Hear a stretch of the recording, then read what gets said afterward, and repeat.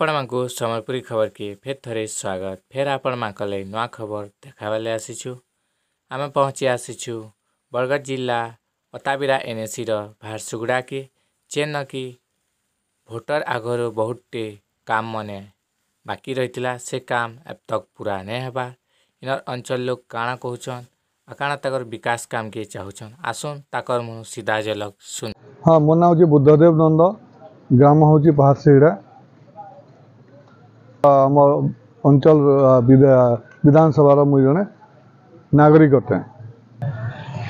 नहीं रास्ता तो कहवा के गले बहुत ताना बनावाटा भल है किंतु जेन काम होइछे ताके निर्माण काम होइछे अणअसुरिया होइछे स्थान स्थान रे जेटा कि हमर अताबिरा एनएच रु आरमयगिरी अताबिरा परमानपुर टोप सिंगपाली बनहर उकेतीरा पहाड़सीड़ा होगी आमर बाबाजी मठ होगी मेन केनाल को लगी जेनटा कि आमर लगी स्वागत योग्य किंतु आसीजे सेंटर रु भल काम हेबार लगी ताहाकू आमर एई ओडिशार माननीय जो नेता माने अछन ताहाकू तांकर अंडर रखिकी ताके अणअसुरिया करवाटा के आम ब्रेक देले भी से काम के से सही अवस्था काम कर आगे नहीं जाइछन।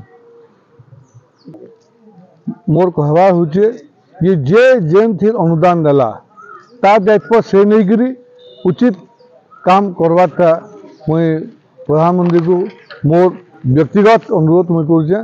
आईटा जदि आपण मान माध्यम रे आज्ञा जदि आमर मोदी सुनी पार्छन बोले यहाँ गोटे बहुत भल पदक्षेप हवा बोली मुई भावुचे।